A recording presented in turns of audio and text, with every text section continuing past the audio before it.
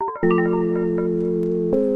New Garden is a podcast on technological power, promise, and peril. Technology is no longer just a set of tools. It's a force that shapes our desires, our communities, and even our theology. The New Garden explores what it means to live faithfully at a time when humanity can rewrite genomes, simulate consciousness, and manufacture joy with the push of a button. Drawing from Christian tradition and moral imagination, the podcast confronts the tension between what is possible and what might undo us. Each episode is a guided reflection on our age of godlike power, an invitation to discern how we cultivate this new garden without becoming the serpent in it. So in a future not that far off, technology might remember your spouse's preference better than you can. It might respond to your child's never-ending questions with endless patience and precision. It might remember your aging parents' care regimen exactly and accurately. And it's going to be really tempting for us to cede a lot of the messy grind work of caregiving to AI and to technology. In this episode of the New Garden podcast, we ask, what happens to us if we pass some of that role of love and care onto technology? We're joined today by Christine Rosen.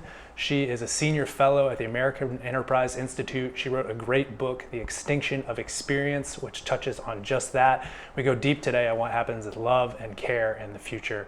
Thanks, Christine, for joining us. Enjoy this episode of the New Garden podcast. Christine, thank you for joining us on the New Garden podcast. Thanks so much for having me. I'm glad to be here. Just want to jump right into your latest book, The Extinction of Experience. I just finished it a couple weeks ago.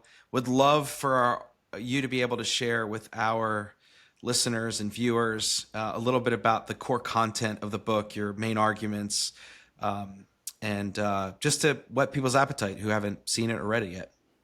Well, the title, although it sounds a little portentous, The Extinction of Experience, I borrowed from a naturalist named Robert Michael Pyle, who many, many years ago was worried that young children were not going out into nature enough and experiencing the natural world and seeing the wildlife and the plant life.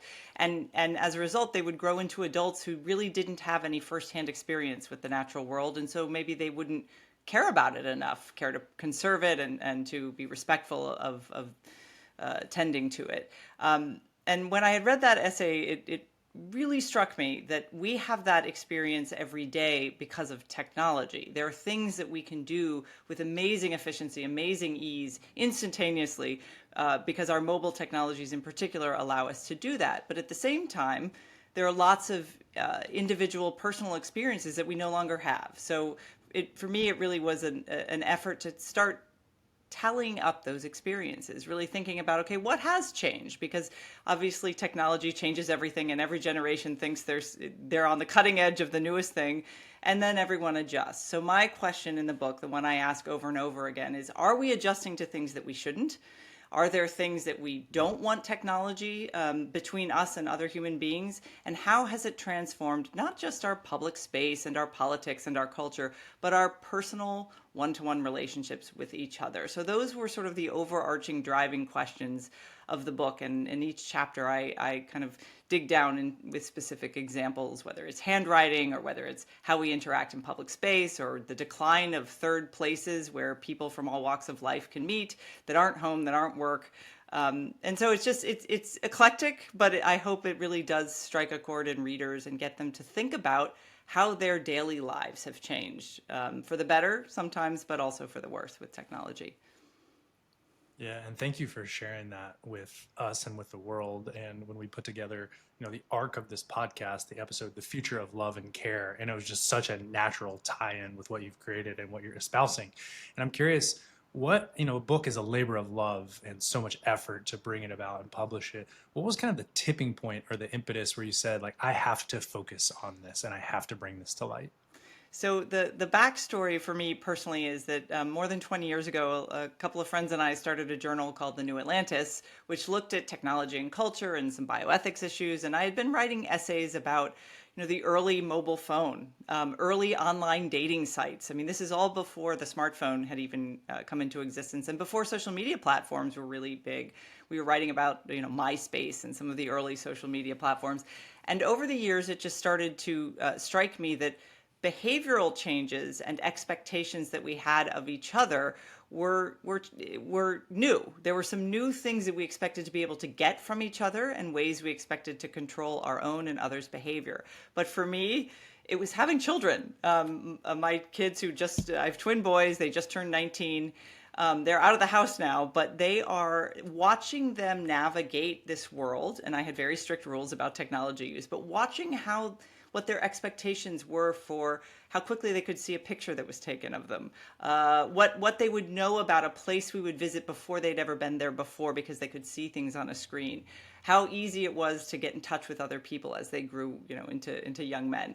And all of those things were new behaviors and norms that were forming in real time. And that, for me, really struck me as being a really important moment to capture, not just for them, but for my own understanding of how human beings adjust to new technologies and the kinds of norms we choose to develop around them, and whether those norms actually work for us or against us. So it really was, it sounds like a cliche, but it was watching my kids grow up with this stuff and try to manage it and understand it better that really helped encourage me to write the book. Yeah, I think kids are the impetus for so many of these questions, and then the crucible through which we live them. And I have a 4.5-year-old, almost 3-year-old, and a 5-month-old. And a lot of this imagining around the world that we're creating with AI is like, you can't really tell me anything that might happen in their lives that I can be like, no, Christine, that's unrealistic. And so it seems kind of everything is in bounds or in the realm of possibility. And so how do we navigate towards what we want and what we don't want? And so I appreciate that you're asking those questions, and we're trying to do the same thing.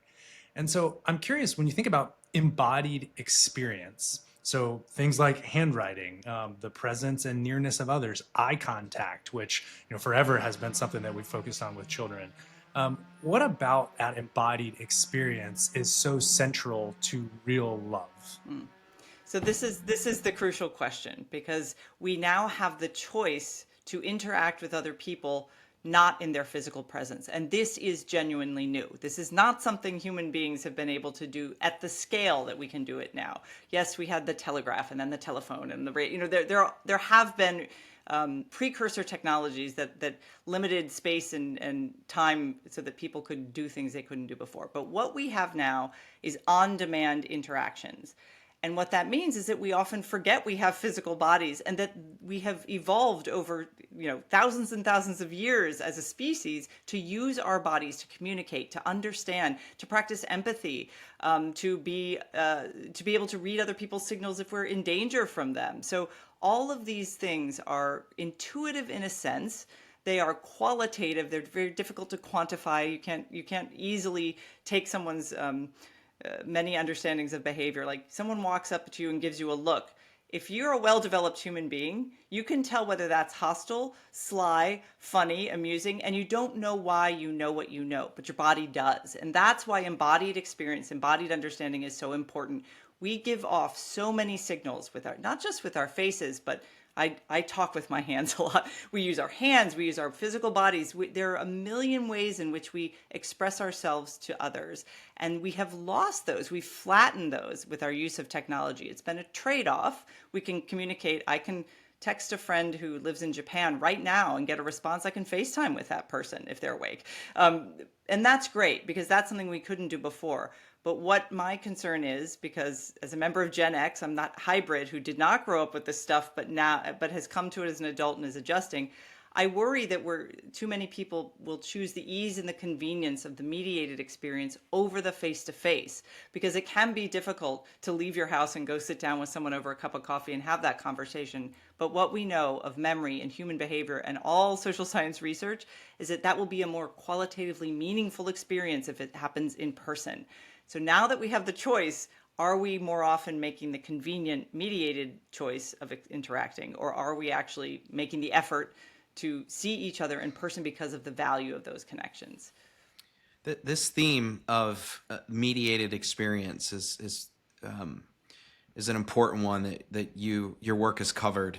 And one of after reading your book, one of the things that I was left questioning isn't all experience mediated at some level, right? Like, even if I'm from a naturalistic view, if I'm outside and I'm experiencing nature, and I'm having a conversation with myself. I'm using English, which is a cultural construct, to talk about how, or share with myself in this inner dialogue of what I'm feeling or what I'm seeing. So, and we've, as human beings have progressed, we have more and more mediated experiences. And so, like, where do we draw the line, right? Like, where do we draw the line on the mediated experience? I know research can point to it's better to do face to face and all the things you just said, but we're always interacting in a mediated way. So if somebody was going to push back on that theory, how would you respond to it? So I would say there's a practical answer and a philosophical answer. The practical answer is, and we see this in the workplace a lot with a lot of the research on efficiency and convenience and all those things that technology is supposed to help us do better. Meetings, for example. Face-to-face meetings get a lot more accomplished than email chains and Slack channels and all the stuff, all the sort of constantly distracting ways in which we can have mediated communication. Not that those tools can't be valuable, they can be. But if you have a really thorny problem that involves a lot of people, it's better to get everyone in the room, sit down, and hash it out. And what we see in workplaces in particular are reliance on these tools, and particularly younger workers who came of age only using these mediated forms of technology they lack the practice in the human skill of sitting down face to face and working through a problem, negotiating something. I've mentioned when I give talks about the book that I have friends who've been in the diplomatic corps, and they talk about even just having to reteach an entirely new generation of young people how to look someone in the eye, how to behave in a way that's pleasant but not aggressive, how to watch other people and glean information from their bodily cues. These are things that we used to take for granted because we didn't have alternative means of doing it. So I think there's that practical question of, is it actually more efficient? Not in every case. But for me, it really is much more important to think about the philosophical question. Look, I put on a pair of glasses to read. I'm mediating my experience. As you say, if I'm having conversation in my head as I walk around in the woods, same sort of thing. Where I feel we've made a crucial wrong turn is that when it comes to our interactions with other human beings, it is safer, more convenient, more efficient, and more control. We feel we have more control when we have the mediated interaction. I can say, oh, my internet went out. I can, just stop texting you and you won't know why. I can just click a button and you disappear from view if I become uncomfortable. These are all new powers that we have, and I'm finding that we exercise them in a way that perhaps doesn't bring out our better selves. So philosophically, my answer to your question would be to say, we should not mediate interactions in any place where we're not certain that our own emotions are not letting us avoid the interaction. Are we using the mediating tool to avoid dealing with someone or something that we should? And if that's the case, that's when you put down the phone and sit down with someone face to face. And again, these are going to be highly individual understandings of when that's good and when it's not. It's not possible for everyone all the time. I understand all those caveats, but I think our guiding principle should always be it's better to be face to face. And so you should make an argument for why you shouldn't be face to face, not the other way around. Because right now the default has become for most people mediation. Yeah. So we met through the American Enterprise Institute. You were here speaking at a small dinner, and which is what got me introduced to your book. And my follow-up question on all of this is how does your work at the American Enterprise Institute, or maybe just generally speaking, 30,000 foot view, like why does AEI care about the conversation that you're leading and you're facilitating? What is AEI? What's the resonance there for AEI? So it's funny, I'm in a group at AEI called the Social, Cultural, Constitutional Studies Division. So at AEI, we have big foreign policy, economics, we have domestic policy.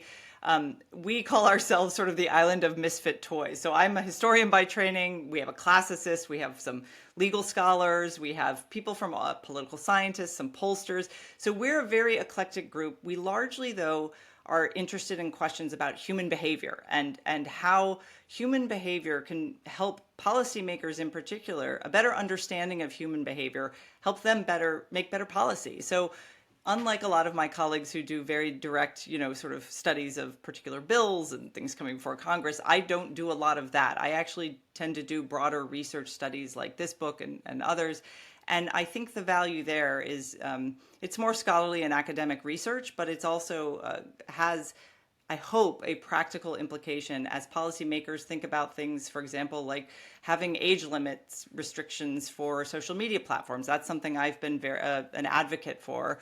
And so I will be, offices of people working on legislation will call me and say, well, what's the recent research on this side and the other side? And I'll be able to talk to them about that.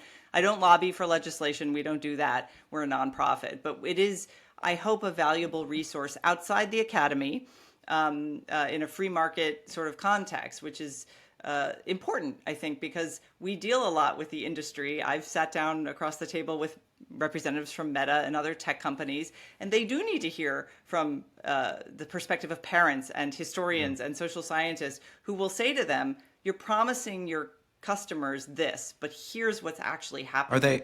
Are they listening? Well, no, they don't have to right now. They're listening more now than they were 10 years ago, though, because parents in particular have stepped up and said, we're not sure this experiment that we've done on social media platforms in particular has been good for our families and our kids. And so, my friend John Haidt, whose wonderful book, The Anxious Generation, everyone should read, he really jump-started that conversation again. And those of us who've been worried about the changes to human behavior from personal technologies like the mobile phone for years and years and years are really grateful to see a lot more attention both in the public sphere talking about this issue, schools and teachers and administrators really trying to answer these questions on the ground, but also legislators suddenly looking at these tech companies and going, wait a minute, if we're the product, what rights do we have when we're harmed by the thing that we're using for free, supposedly? So these are all really important ethical and political questions that I'm really happy to see in wider circulation. Yeah, and I am particularly excited about this episode because I think it has broad resonance, love and care, parenting, being a child of an aging parent, how we think about technology to augment that, what we're replacing with technology. And I want to look at it from an angle of spiritual formation, and then we'll think about the practical implications too.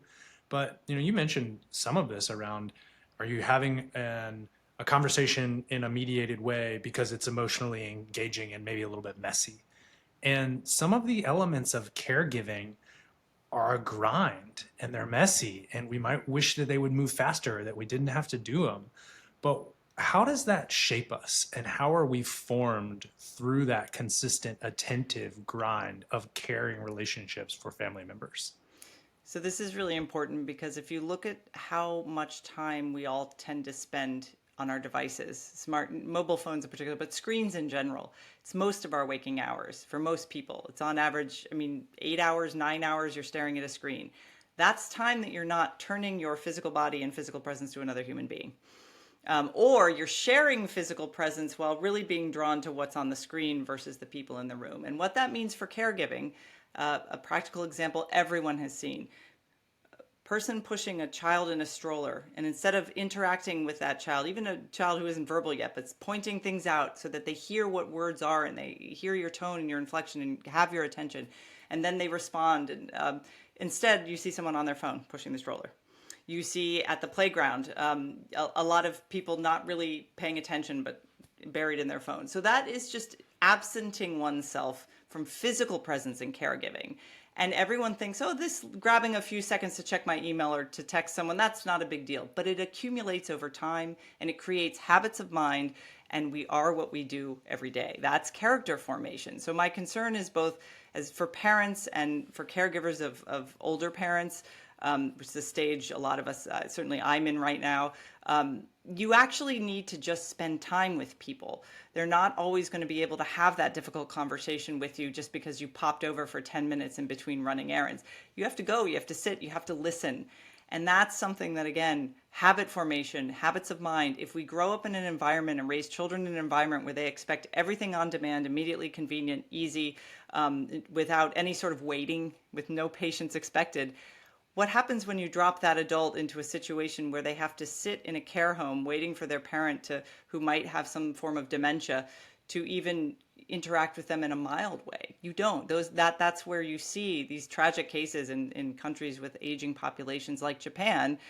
instead of training people to be better at that, helping them, encouraging them to do that, they give the person a robot animal that they can pet so they won't be lonely. And that to me is a tragedy, because people need other people. And what we owe each other as people should not be set aside as an inconvenience. And that's particularly true for people at their most vulnerable, the young, the old, and the infirm. These are the groups that I think technology really doesn't have an answer for, but tries to convince us that we should outsource those obligations. And I think you're absolutely right. They are at the crux of what it means to be a fully flourishing human being, which is to be available to others when they need us.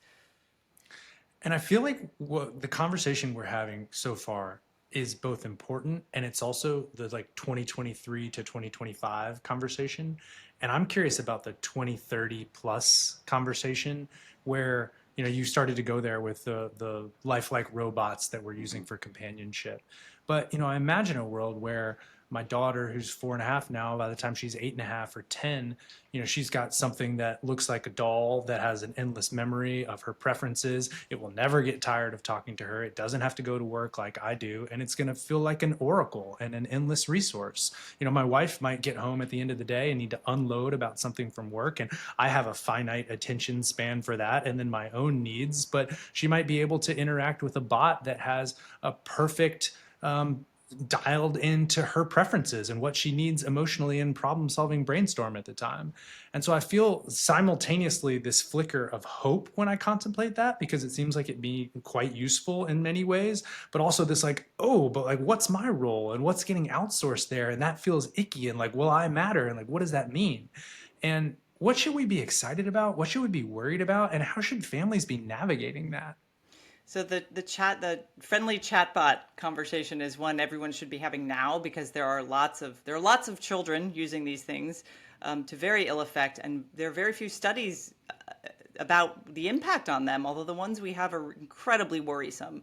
Children cannot discern between human desires and human compassion and empathy and manipulation when it comes to bots. They just connect, because that's what we're wired to do with each other. So if you substitute a human interaction with a bot interaction with a young child, they cannot discern the difference. Their brains have not developed enough for them to grasp what that means. So what that means is that if you have a kid who's highly vulnerable in some way, and the chatbot encourages that vulnerability because these things are largely sycophantic, they keep feeding you more of what you've already told them. That's how they're designed. And the child really does think this is like a friend, a real friend. This is someone who understands me. And doesn't realize that these things are incapable of understanding. All they do is process information. So that child is at great risk of some serious emotional and mental health problems if they can't make that distinction. And I think it's not a coincidence that a lot of the tech companies want to push this stuff right into the schools from very quickly. You see this now. Oh, AI in the schools is going to make your kids smarter. They'll have a personal tutor all along the way. What they get out of it is a vast amount of personal information, not just what your kid is putting in, on their Chromebook during a test and scoring it instantaneously, how they feel. Think about the emotional revelations that a child might make to even a tutor bot in school. Like, I'm really sad. Oh, my parents were fighting this morning. I felt upset. My friend on the bus didn't talk to me. This is vastly useful information for technology companies to have about children from a very young age. So there's that. There's also, I think, this habituation to the idea that we should be surveying each other and our own children all the time, because information we glean from that surveillance is going to make us better parents or make them better students. Or I think that habituation has already happened to some extent, but we should be very cautious about that. How children in particular grow into flourishing human beings is by watching what they do, what the reaction is. I mean, anyone who's had a toddler, like, don't touch the hot stove. So I had twins. It was kind of a fun experiment. I would say, don't touch that, it's hot. One kid was like, I trust mom, I'm not touching that. The other one would every time put his hand on that hot stove, every time, because he had to trust but verify. Like, he wanted to see for himself. What they learn, though, think about if they're learning important moral lessons. Like, it's really, you shouldn't say these mean things to someone if you're angry. But if a bot, which has no moral presence at all, says, oh no, that's like, encourages that, what does that teach them? So I think looking ahead, the technologies are more powerful and more intrusive in our intimate lives, but the philosophical questions are the same. The spiritual questions are the same. Do we want to invite these technologies into our inner worlds, or do we want to start building some guardrails around appropriate spaces for their use? So a kid who's falling behind in reading, okay, maybe an AI reading bot would, in conjunction with a reading tutor that's human, might help improve them. I have no problem with that. But if you have a school system that's trying to cut costs and gets rid of the human tutors and instead just gives every kid a bot on a Chromebook, I'm opposed to that, because human beings see things that a bot never will. And what we see and then what we attend to when we see it are deeply, deeply important. And those are qualitative experiences, and we live in a quantitative world.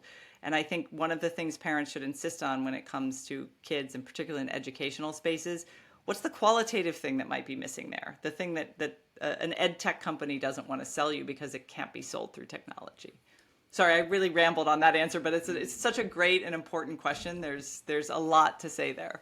Yeah, and I appreciate it so much. And one thing I want to ask, I mean, I was nodding along when you said if a kid's at all, emotionally vulnerable and a bot can, they manipulate that, whether purposefully or accidentally, that could have a certainly negative consequence. But I also found myself wondering, is it only the edge cases? You said there are significant ill effects of children using these bots, but we haven't really studied them enough. Can we conclude at this point that for the middle 80% of quote unquote normal kids, like these are negative? Do we know enough to know, or does the Yes, experiment have to play out? absolutely. Okay, so here's where I will say, we know this because we know there's an opportunity cost. How do children learn? They learn by being around other children and around adults who care for them. And the way they learn is interacting in embodied presence, physical presence with others. If you start substituting those relationships with any mediated form of bot, even if that bot is perfectly, cautious about all of the things we just talked about, it is still taking away the time that kid could be outside playing with other kids in real time, learning physical skills, fine motor skills, gross motor skills, but more importantly, learning how to interact with other human beings. Human beings they might not get along with. How do you resolve conflict? I mean, there is nothing more fascinating to me than watching a whole scrum of kids on a playground, and there's like one ball, and no adults are going to get involved, and they have to figure out how to make a game of that. Who's going to be on this side? Who's on that side? What are the rules? What if somebody breaks the rules? How do you enforce those? All of these are really, really important human skills. And if you are sitting in front of a screen for most of the day, like far too many of America's children are right now, you are not doing that other thing. And so the opportunity cost for me is reason enough to say kids don't need these bots. There are so many other things that they need to develop physically, mentally, emotionally, before they reach the age of, say, 15, that if they've spent huge chunks of time just staring at screens, they'll never learn those skills. It's very difficult to teach them. I have a lot of young people who come through our institute, and I have literally had to teach some of these very bright young people how to have a pleasant conversation with a stranger. Like, you look them in the eye, you shake hands, you ask about, because they haven't practiced. It's not that they're not willing and eager to learn. It's that they just don't have any practice in these skills. And that's what our job as adults is to say, you got to practice this and give them the time and space to do it. Man, I want to shift from children. And what's encouraging to me is schools are now paying attention to all this. Mm-hmm. The school that my sons have attended, one is still there, a senior, has totally changed their device policy. If you're in lower school, you don't have a device on campus. Middle school, it stays in your locker all day. High school, they can have it. And I think I could potentially see it be device free unless the school authorizes a laptop or whatever. But let's talk about adults. Brent and I were talking about OnlyFans. And for the record, none of us have ever been on OnlyFans. We're not members of OnlyFans. But the amount of money that OnlyFans is making and the amount of users it's astronomical. Brent, how many users So they just published it a couple of days ago. It was 377 million users, 7 billion of profit, and it grew by a quarter last year. So it grew 25%. And then along with that, I was seeing that 93% of boys have been exposed to pornography by the time they're 13 years old. Mm-hmm. And so it's just I think it's the signal of the loneliness generation and the moment in which we find ourselves is that stratospheric growth ramp for OnlyFans and what it points to for the loneliness time. So back to you, Tony. Yeah. Well, and that is indicative of like usage that is beyond just the child, right? These mitigated experiences. And now we're talking about a cohort of people like I'm Gen X too, Christine, like our We're the best generation. generation. Exactly. Our generation can fall into, I mean, I can even see it when I'm flipping through Instagram and I'm like, where did that hour go? So what's the word to people? And by the way, I pay for it myself, right? Like I can take the phone away from my kids, etc. But we're concerned about children. I'm also concerned about older generations. Do you think we're a lost cause? And I'm being very sincere. Like I want to push you on this because I know somebody who is in her 70s who her best friend is a chatbot now, and it's developed over the last 6 months. And their friends are very worried about her. I mean, are we lost causes and the younger generations are only hope, or is there a silver lining here? Is there some redemptive possibility for us? Well, I hope there's a redemptive possibility. And I think there is, because I think older generations still have the memory of how things were before. And I know that usually gets scoffed at, especially by the young, as old fogies, reminiscing about the great old past. And yeah, there's some nostalgia there, but there's something genuine there as well. And that's what I think is important, because what each generation has to do in cultivating wisdom in the rising generation is to remind them of the lessons we learned. So one of the things that of course, at the time, the kind of free play we all did as Gen Xers. I mean, I do remember I had the cliche experience of my parents going, go get on your bike, go meet your friends, come back when the street lights come on. That means it was dark, time for dinner. So that was the rule. And they had no way of knowing where we were. They didn't track us.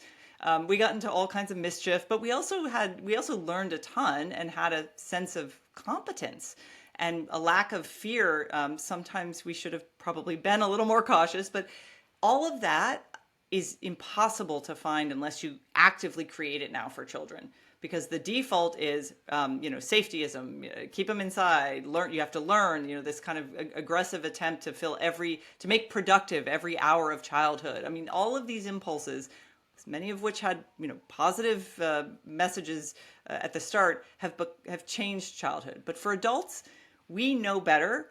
And I think it's just incredibly revealing of how difficult it is to resist these technologies, which were designed like machines, gambling slot machines in Vegas, like any sort of massively effective behavioral science experiment that triggers dopamine receptors to keep coming back. That intermittent reward works on everyone. That's why they designed it that way. And so, there are tricks people use. There's all kinds of self-discipline. But we live, thank goodness, in a society that gives us a massive range of choice every day. But that also brings with it decision fatigue. And so what I think a lot of the tech companies rely on is all of us becoming habituated to convenience, ease, efficiency, or how did Mark Zuckerberg put it? Frictionless existence. Like, we'll just make your life easier. You have so much to do. And that is incredibly seductive.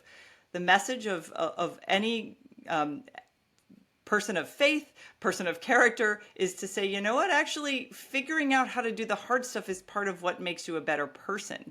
And it's important to actually pause and do those things. So for adults, I think it's less about being raised in that environment than it is about choosing it. And we are choosing not just loneliness. No one would actively want to be lonely, but we're choosing self-isolation all the time. Even when we live in a house with other people, we go to our corner and stick our faces in a screen and engage in that world while being physically alone together is what Sherry Turkle called it. And she was absolutely right. And I think that choice of self-isolation starts to feed on itself. And we are constantly offered new ways of having those kinds of relationships, whether it's with a bot or we're really involved in a certain online game or we have a community on Reddit, whatever it is, you feel that's a genuine emotional feeling. You're having that emotional response, but it is not qualitatively the same thing as hanging out after church and talking to a bunch of your friends, or going down the street to sit in a neighbor's garden and just discuss your day. Those experiences matter, and we are having fewer and fewer of those experiences. If you were sort of tangential, but picking up on those experiences at church, if you were like in a seminary class, you were guest lecturing, and Just you've did got that, actually. oh, cool. All right. So what did you say? No, like if you're talking to a leadership cohort that's thinking about, and not just the Christian church, but just like spiritual communities. Yeah. I want to be as inclusive as possible. Like, what do you say to them? Or what do you say are some of the leadership competencies that they need to develop? And I don't mean just for their own personal, Right. health. I mean for their leadership life. Like, what would you say to that cohort of faith leaders? Well, the first and most important thing is to model the behavior you want to see in the students you're training. That's really, really important. That means when you are, for me, it always means not filling my interstitial moments with the phone, picking up the phone and checking it, being aware of others around me, whether that's in public space or in a certain space. But then I think particularly in the context of any sort of seminary where you're training the leaders who are then going to go out into the world and help others, what are your core values? And does technology come between you and your parishioners in terms of communicating those values? Can it be helpful? In what context is it helpful? So can it help organize? Can it get everybody online to organize a particular thing that then happens in person? That's great. That's a tool. That's using the technology as a very effective tool. If, however, people are habituated to doing all their stuff online and you can't get the people to show up in person, then you might want to rethink how you're using that tool. If you're like, no, let's all just do this on Zoom and we'll just resolve everything. And that's true for leadership in any environment. I mean, I'm sometimes called, I'm on a board of a nonprofit, and, we do these Zoom meetings, and one time I was like, we should meet in person next time because we got a lot more done and things were raised in person that would never have been raised on Zoom. And I think that kind of thoughtfulness about where the tool overrides the value is what, as a leader, you always have to have in mind. Because it's not that we all use these tools, we have to find ways to use them effectively, but we don't want the tool to start using us. And I think in far too many cases, that's what happens. That's certainly what the tech companies want us to do, is to just let the tool take over all these aspects of life, because that benefits them, but it doesn't always benefit us. And I think that's where you have to be very specific. I don't know what y'all's experience with churches, but there's this debate in a lot of religious communities about whether you should have your Bible on a phone. Should you read the text on a screen, or is there something about that tangible object of holding it in your hands and reading passages together aloud? I mean, these sorts of things really matter. And I think we've been habituated to, because of our own use of technology in our personal lives, to think, oh, no, it's got to be better because then I can search the text, I can do it. But it isn't always better. And I think it's worth having the conversation about whether it is. You're preaching to the choir in terms Oh, good. keeping your phone limited.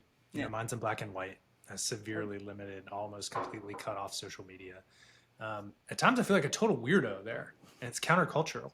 And people come back and they're used to having seen that they went on their vacation because they posted it, right? And that's how people in subcommittees keep up with.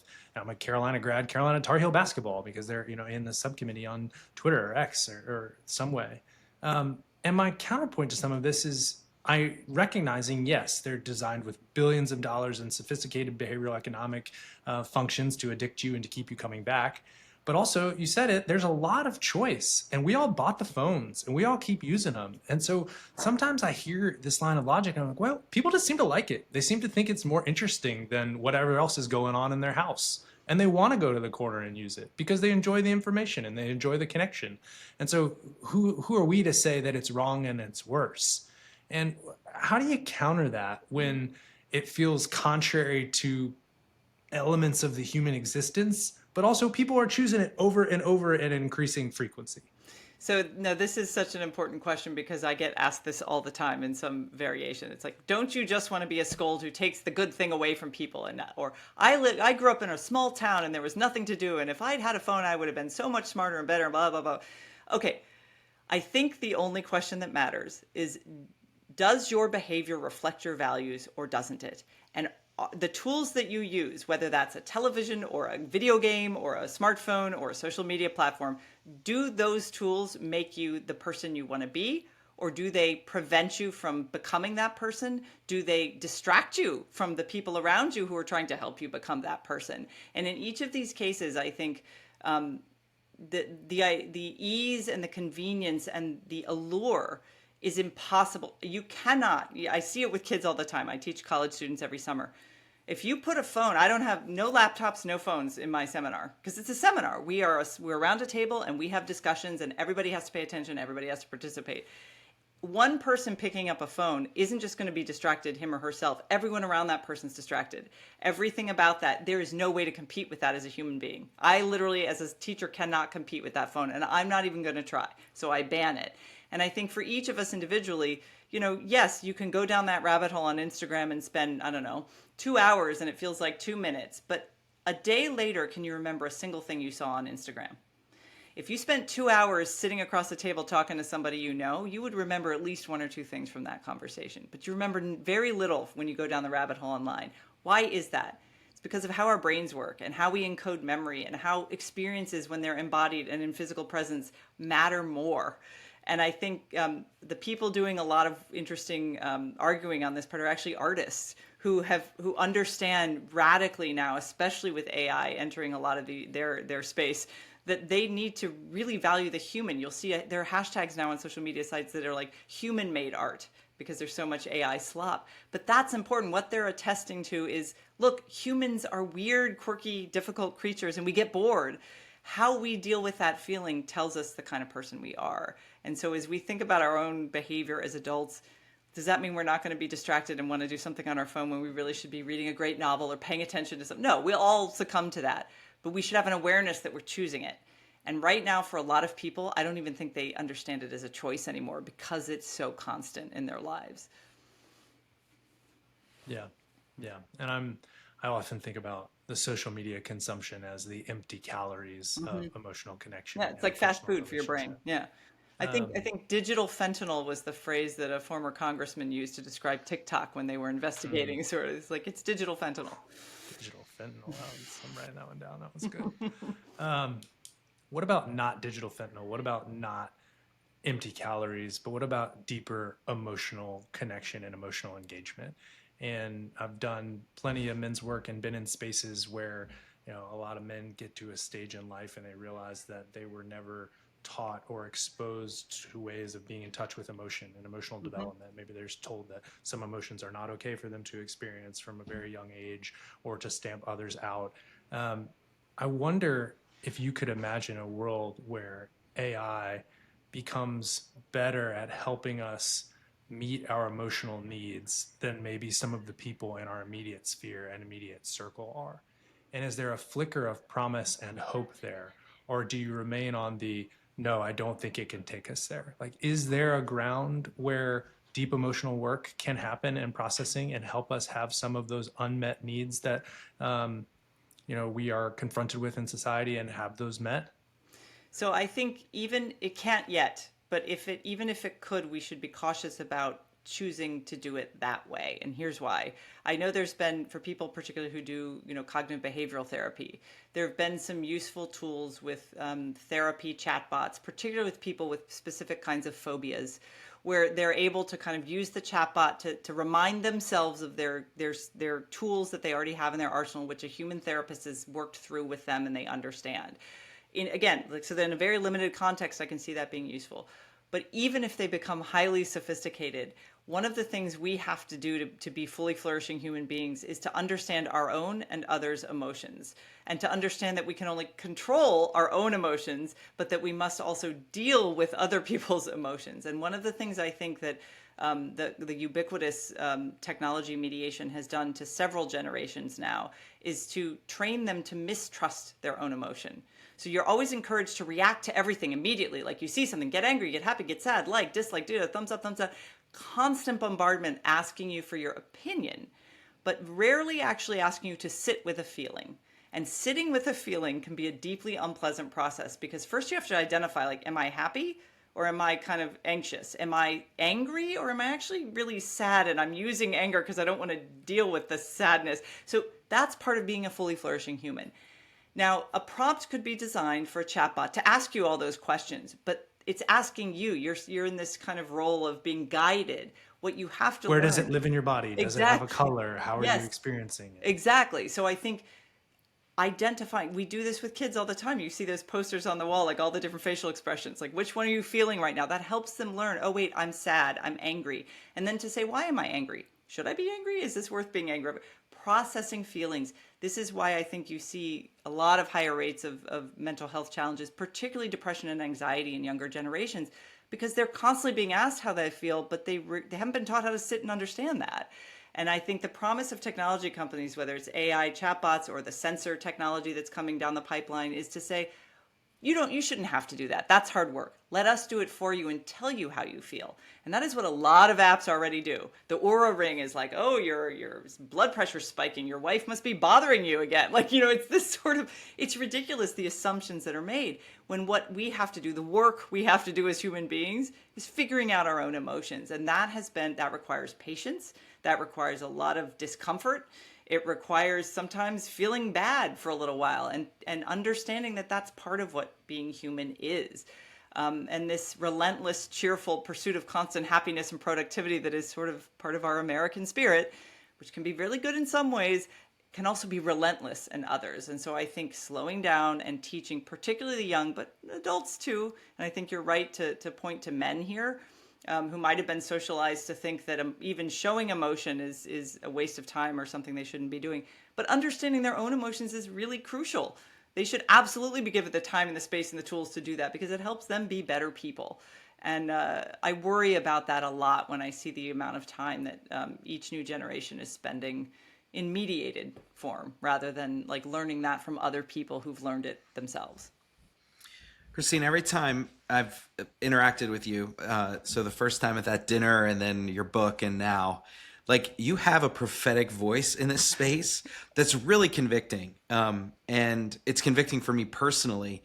Brent and I have taken sort of an optimistic approach throughout our podcasts about like the potential for human flourishing through technology, particularly artificial intelligence and biotech, that give us the opportunities to flourish, right? I mean, I use AI. I just used it in teaching a class for about 30 parents who have kids under 5, and I asked it to give me some prompts to help guide that conversation, right? So I'm using it for real life human interactions. Yeah. And I keep going back, and I'll get to my question.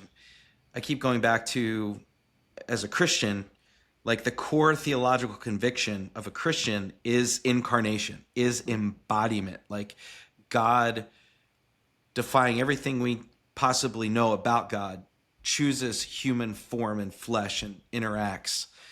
But here's where the question is: how do you keep?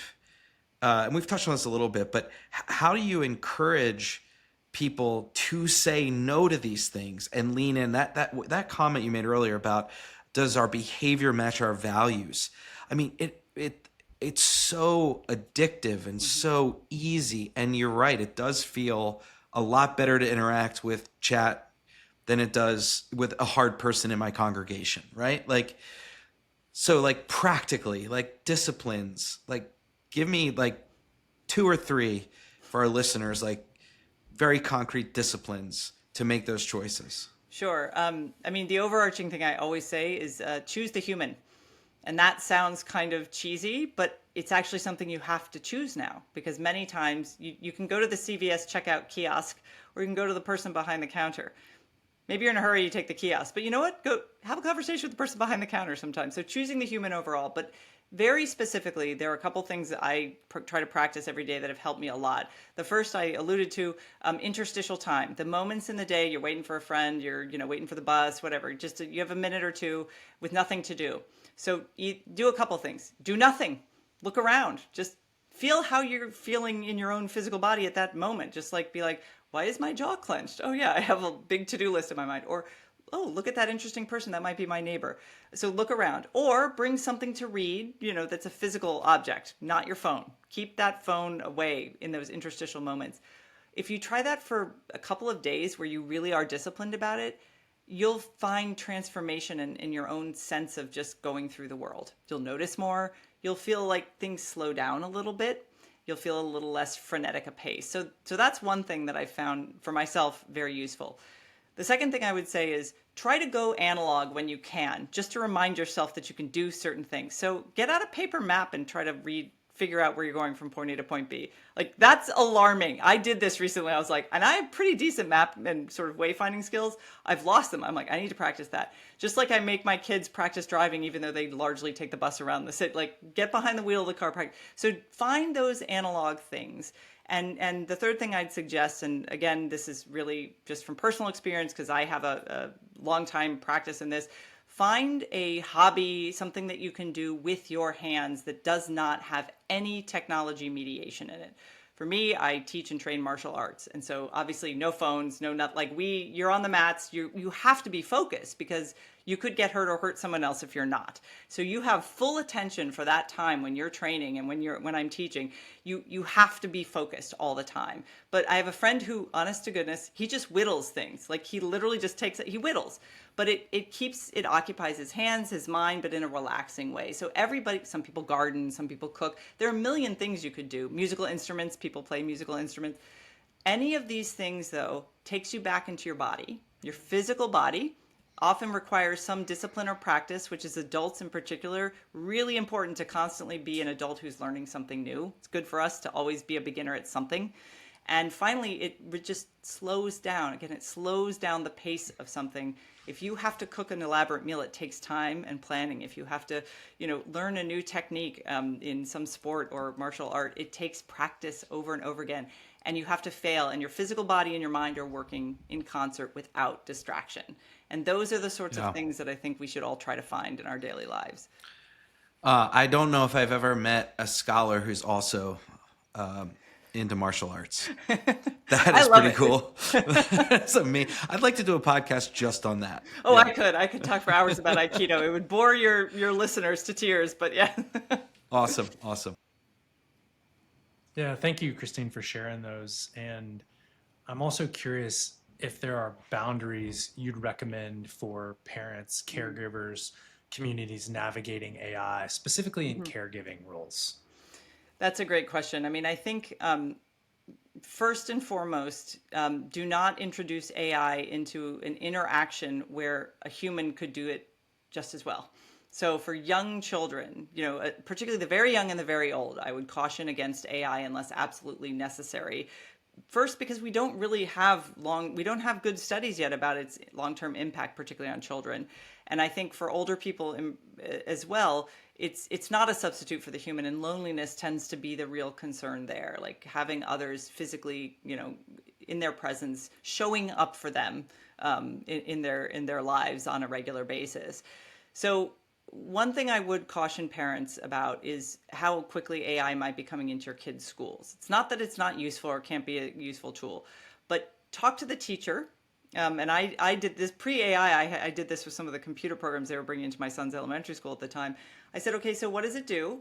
What kind of information does it gather about my child that's personally identifiable? What are basically what are all the protocols?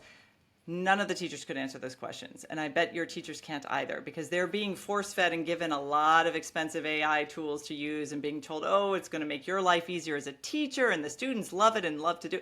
And all of that might be true, but is it what's best for those kids, particularly for younger kids? Again, they need hands-on exploration of the real world and interaction with other people more than they need any sort of, a second grader doesn't need to be talking to a chatbot for an hour. They need to be talking to other kids and to adults in their lives.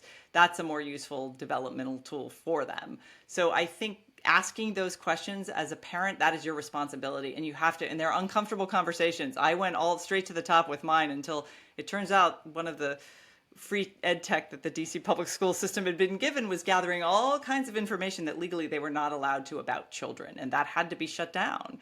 And it took a bunch of parents, including some with far more tech skills and knowledge of that field than I had, to do that. I mean, you have to ask those questions because the teachers don't really have the time to vet all this stuff. The administrators are getting it for free and thinking it's going to be nifty in the classroom. We have to think about, is it better than what came before? And if so, why? Explain to me why. Ask them that question. It will reveal a lot about how much thought has gone into the adoption of some of these tools in the classroom. Understood. I'm really the downer. I know. I'm sorry. You guys are very optimistic. I hope I'm not being too negative on all of this stuff. No, it's been great. Thank you. Thanks for offering this. Anything else that you would want to share with listeners, who are on an arc and on a journey with us of thinking about ways to discern positive and negative consequences, externalities, things they're excited about, things they're worried about, and are really kind of holding this tool up to the light and trying to say, how's it going to impact me? Anything else you'd want to offer?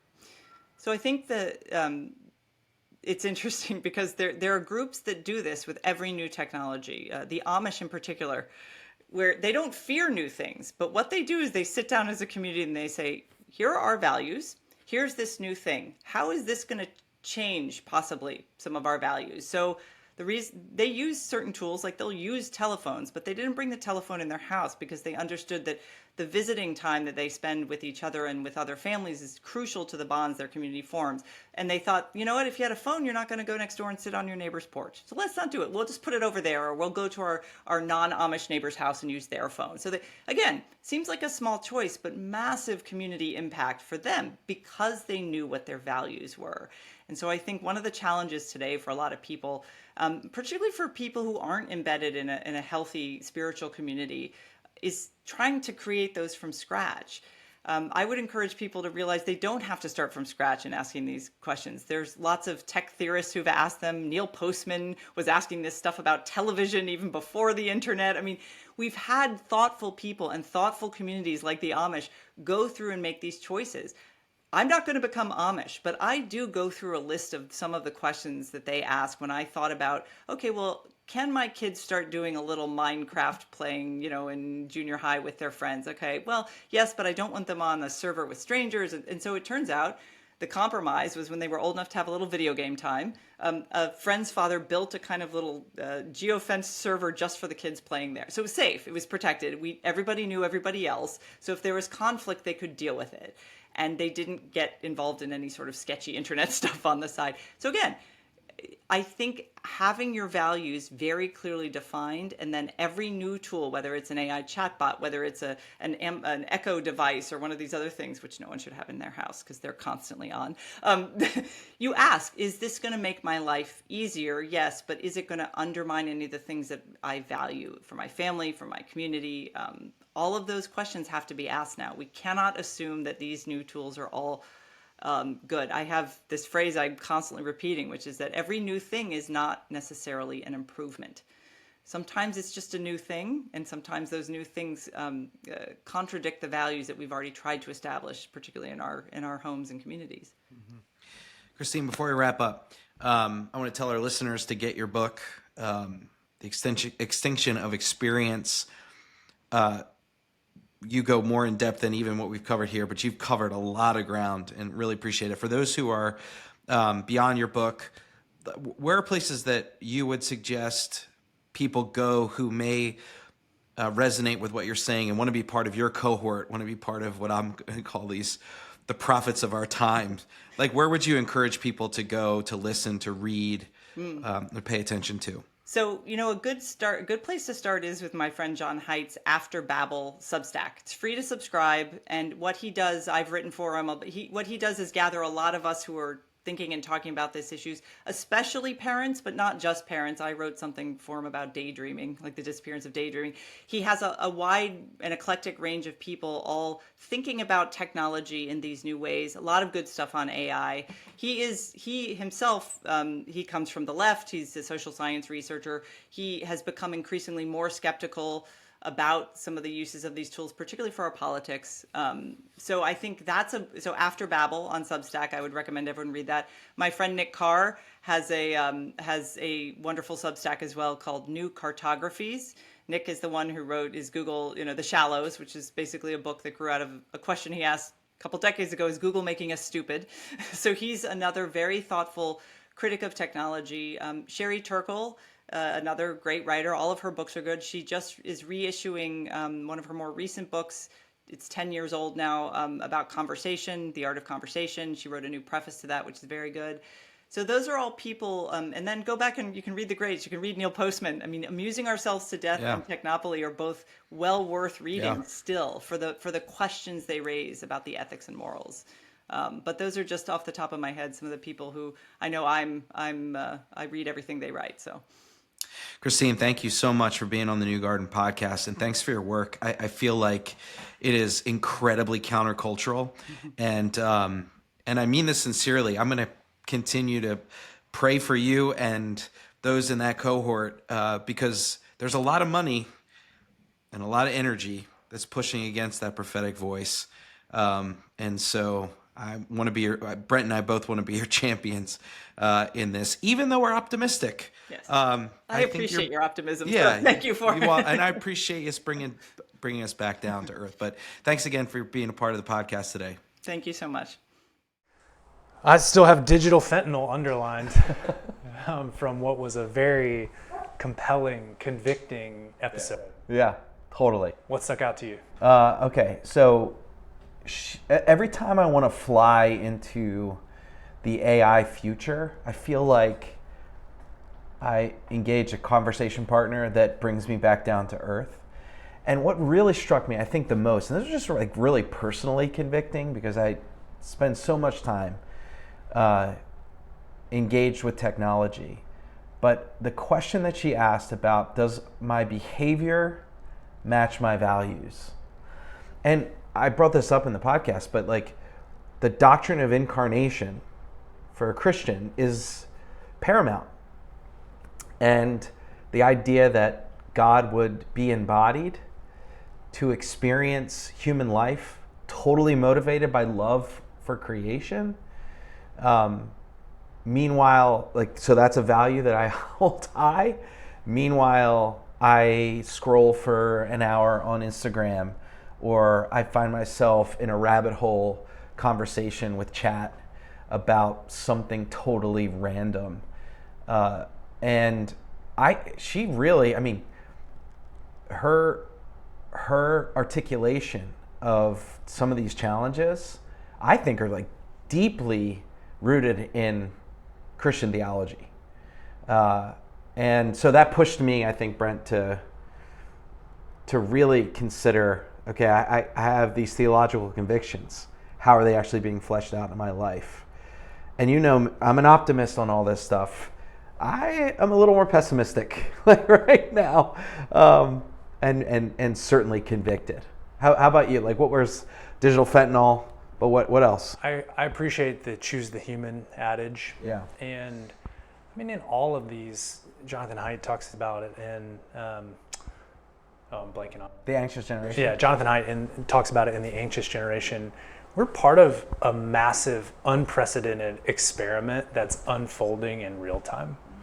And that's pretty scary. Yeah. So there's room for optimistic takes and pessimistic takes within an experiment, because we don't know quite how it's going to play out. And the reality is likely that there will be elements that are beautiful and life-giving and wisdom-producing, and elements that we look back and we're like, ooh, that was a big miss. And I think we're experiencing that with social media. And I think in all of these realms, coming back to balance and boundaries feels important. And I can go on rabbit holes about future of capitalism and does the market serve us and how do we correct and otherwise. And every time I do, I come back to well-regulated capitalism being with checks and balances being the answer that I believe in. And I think that's where I net out here. Unfettered access and use of technology for children seems certainly problematic. But if you can be grounded in what are your values and how do you want to use technology to allow you to live further into those values without becoming captive to it, I think these super technologies and these tools can help you live those values. Yeah. But you gotta have checks. You gotta have boundaries to make sure that the 1 hour doesn't become 4 and the time together with your friends doesn't get replaced by you just being with a chatbot and otherwise. So having the wherewithal to say what's okay, what's out of bounds, and to use that technology to instead help you, that feels important. Yeah, and I mean, I don't know where that regulation comes. You know, those boundaries are established.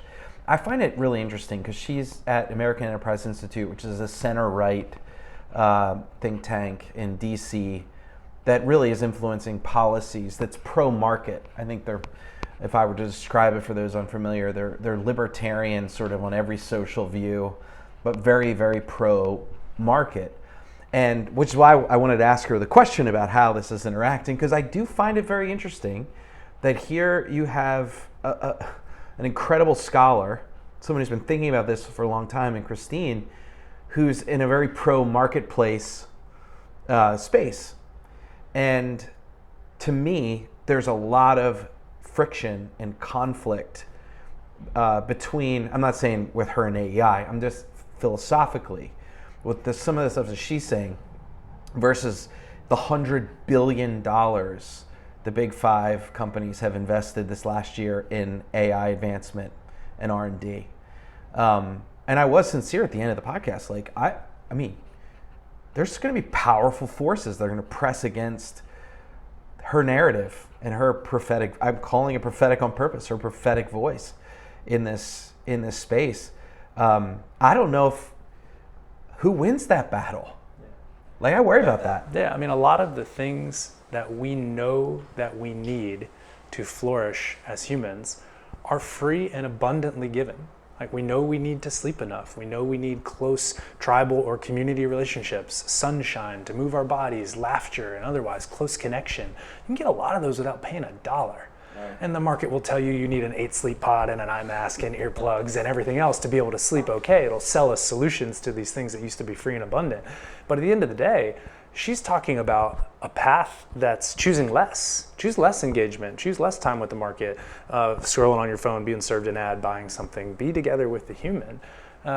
Even as you're participating in commerce, go to the checkout line that has an actual person in there, which I appreciated. Like the small ways. I really valued that it's not just throw your phone off a cliff and be a Luddite. It's like, no, look for the small ways. Next time you're at a red light, don't pick up your phone. Just sit there at the red light, look around. Like, I'm as guilty of that. Yeah, nobody should pick up their phone while they're driving. Yeah. We've covered my driving habits on other episodes of this podcast. No, I totally appreciated that. I loved when she talked to you about finding a hobby to use, and utilize your hands, creativity. I think practical suggestions for our listeners and for us, like just to test it. I read somewhere, I can't remember where it was, I'm not going to try to remember, but where, even if you're off your phone for if you're off your phone for 2 days, your brain will thank you for it. It'll remember more. It'll be more alert. It'll be more active because you're not constantly feeding that dopamine need. And you're just more aware. You're just more present. But I've not done that. I've thought to myself rather, I'm going to put the phone down for 2 days, but I don't. Yeah. Using the phone as a restrained tool to form us towards where we want to go, I think is helpful. Yeah. And, we've talked about this. I use it as a fitness coach sometimes. I've told it 4 goals. I want to live long, look great naked, feel awesome, and then run a faster mile time. Those are my 4. And then I played a bunch of tennis over the summer, and I said, hey, let's deprioritize the running the fast mile. I want to be good at tennis right now. And so it'll sub different workouts, and then it'll tell me why. Oh, this will help with your recovery or your lateral mobility for tennis. Separate that and say, I want to be a more an engaged and present husband and father. Mm-hmm. Can you help me make sure I do that? Mm-hmm. What's an embodied practice I can have today that I can go back to when I'm feeling rushed in my day? And it might tell me to take 3 deep breaths before I leave a room, look someone in the eye and honor the time we spent together when we end a conversation before I move into the next part of my day. That's a way that AI can say, what are you trying to do? Let me help you do it better. And I'm excited about those. Mm-hmm. I'm scared about how much we will likely try to shift to the AI chatbots interacting with our children if Christine is right. And those are a bad thing. You know, I drove home from a Braves game with my daughter, and one of the players was out because he had a knee injury. And she started asking me, well, like, what's an ACL? And how long does it take to recover? And when does he get back? And why isn't he already back? And he stepped on the base and it went sideways. Like, how far can your knee go over? And she asked me like 13 questions. And eventually I was driving. I was like, I just don't know. I don't know when he's coming back. I don't know about how the knee works. And I was thinking, if she had asked that of an AI, it would have eventually all the way explained it to her. Yeah. She would have gotten the answers until she was satisfied. Yeah. And that's the 2025 version of that. And the 2033, 35 is going to be so compelling for her to interact with that I feel, you know, if we already feel like Christine's countercultural, people saying no to that in 5 or 10 years, you might be by yourself on an island. Yeah. And if she's right and that chatbot's bad, then I'm real worried, because I think it might feel so compelling and helpful that we almost can't say no to it. Yeah. And I think that her point too, we don't want to say no. I mean, there's something, and it's more than just addictive. I mean, I think she's right about avoiding the hard work of human flourishing. I thought that was super helpful. Like, I think we think about, when I talk about human flourishing, I almost think of it more organically, like it just happens as long as you have the right conditions. But there's an intentionality behind human flourishing. An awareness, a self-awareness, an awareness of your surroundings, an awareness of your call, awareness of God, awareness of the other. And that takes practice. It takes real practice. Yeah, really good. And we'll continue to ask these questions. And then it comes back to, I mean, we'll say this over and over, but I think the role of the church is going to be in groups of people coming together to ask these types of questions. Yeah. How should we orient towards these things? What are we being formed into? What are we not being informed into that we need to be? And then how do we think about boundaries? It feels like a really practical, salient question to be top of mind for church communities. Yeah. The New Garden is a production of First Presbyterian Church of Atlanta. Produced by Tim Haney. Executive producer, Mark Wallace McGuire. Music by Sindhu Geed.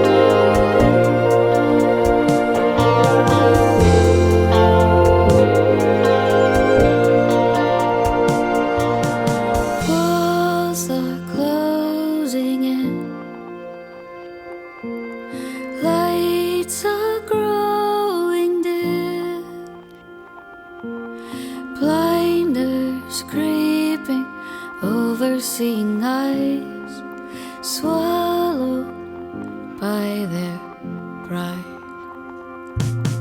Night is taken, night is taken. Where's your God? Where's your God? Only picture perfect platitudes thrown around the room.